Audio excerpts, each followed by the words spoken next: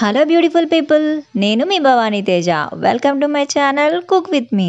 ఇది పండగ సీజన్ కాబట్టి దేవుడికి మనం కొబ్బరికాయలు కొడుతూ ఉంటాం. అలాగే ఆ కొబ్బరికాయలతోటి కొబ్బరి లడ్డు, కొబ్బరి చట్నీ ఇలా చేసుకుంటూ ఉంటాం. అయితే మీరు ఎప్పుడైనా కొబ్బరి హల్వాని ట్రై చేశారా?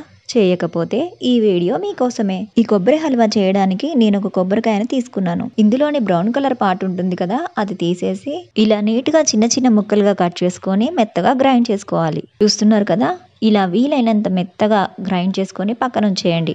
ఇప్పుడు మనం స్టవ్ ఆన్ చేసుకొని వేరొక ప్యాన్లో 2 స్పూన్ల వరకు పెసరపప్పును వేసుకొని మంచిగా ఫ్రై చేసుకోవాలి. బ్రౌన్ కలర్ రావాలండి. స్టవ్ని సిమ్లో పెట్టుకొని ఇలా మెల్లగా కలుపుతూ ఫ్రై చేసుకోండి. చూసారుగా, కలర్ మనకి ఇలా రావాలి. ఇలా వచ్చిన తర్వాత దీన్ని మనం మిక్సీ జార్లో వేసుకొని మెత్తగా గ్రైండ్ చేసి పక్కన పెట్టేయాలి. ఇక్కడ మీకు ఈజీగా ఉండడానికి నేను కప్పు కొలతలతో చూపిస్తున్నాను.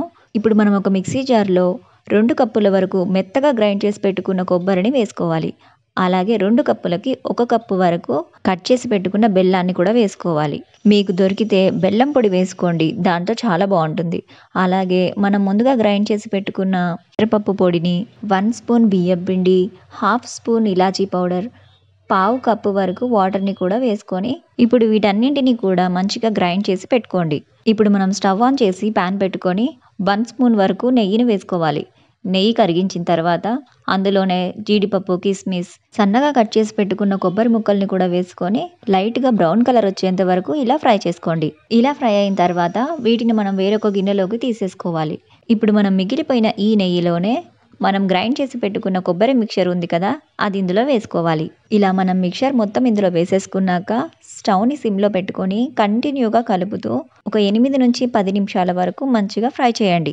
8 నుంచి 10 నిమిషాల వరకేనండి, మరీ ఎక్కువగా పెట్టేస్తే గట్టిగా అయిపోతుంది. కాస్త దగ్గరకు వచ్చిన తర్వాత అందులోనే ఇంకొక 1 స్పూన్ వరకు నెయ్యిని కూడా వేసుకొని మళ్ళీ ఇలా కలుపుకోండి. మనకి మెల్లగా ప్యాన్ నుంచి ఆ కొబ్బరి అనేది విడిపోవడం స్టార్ట్ అవుతుంది. ఇలా సపరేట్ అవ్వడం స్టార్ట్ అయిందంటే మనకి హల్వా రెడీ అయిపోయినట్టే. మనం ఫ్రై చేసి పెట్టుకున్న జీడిపప్పు, కిస్మిస్ ఉన్నాయి కదా, అవి ఇందులో వేసుకోండి. ఒకసారి మంచిగా కలుపుకున్నాక వేరొక బౌల్లోకి తీసుకొని సర్వ్ చేసుకోవడమే. అంతేనండి, చాలా సింపుల్, అలాగే చాలా క్విక్గా అండ్ టేస్టీగా అయిపోయే కోకోనట్ హల్వా రెడీ అయిపోయింది. టేస్ట్ విషయంలో మీకు డౌటే అక్కర్లేదండి, ఎందుకంటే ఇలా నోట్లో పెడితే అలా కరిగిపోతుంది ఈ హల్వా.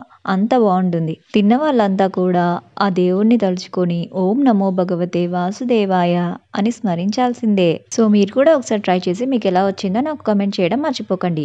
ఈ వీడియో కనుక మీకు నచ్చినట్లయితే లైక్ చేయండి, షేర్ చేయండి, కుక్ విత్ మీ ఛానల్ని సబ్స్క్రైబ్ చేసుకోండి. మరొక ఇంట్రెస్టింగ్ రెసిపీతో మళ్ళీ కలుద్దాం.